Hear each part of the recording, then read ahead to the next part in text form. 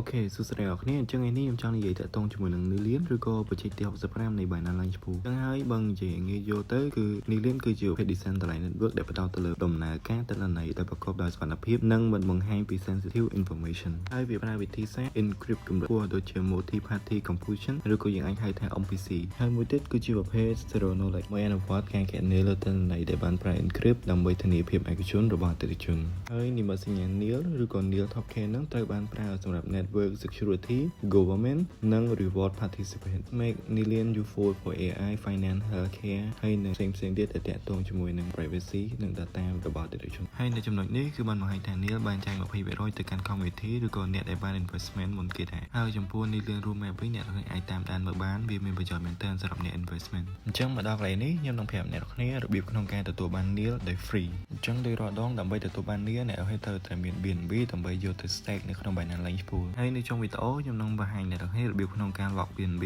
ឬក៏ stake BNB នៅក្នុង Binance Line Pool ដើម្បីទទួលបាន reward អញ្ចឹងហើយបើអ្នកនរគ្នាមាន BNB កុំភ្លេចយកទៅ stake នៅក្នុង Binance Line Pool ផងអូខេនេះគឺជាវីដេអូក្នុងការបង្ហាញអំពី Binance Line Pool ឬក៏ការ stake BNB នៅក្នុង Binance Line Pool ហ្នឹងមកអញ្ចឹងដំបូងឡើយអ្នកគ្នាត្រូវតែចុចពាក្យ Line Pool នៅលើហ្នឹងក៏ចុច more ហើយបន្តមកទៀតអ្នកគ្នាគ្រាន់តែសរសេរពាក្យថា Binance Line Pool ឬក៏ Line Pool ហ្នឹងហ្មងទៅបន្តមកទៀតអ្នកគ្នាគ្រាន់ចុចទៅលើហ្នឹងហើយរកពាក្យ NIL ឬក៏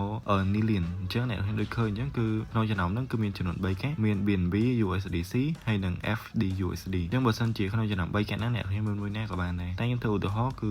កាក់ BNB ដោយអ្នកគ្នាឃើញអញ្ចឹងខ្ញុំមាន 0.1 BNB អញ្ចឹងយើងគ្រាន់ចុច Make ហើយយើងចុច Confirm យើង Success ហើយជាចុងក្រោយសូមអរគុណអ្នកគ្នាដែលបានមើលវីដេអូនេះពីដើមដល់ចប់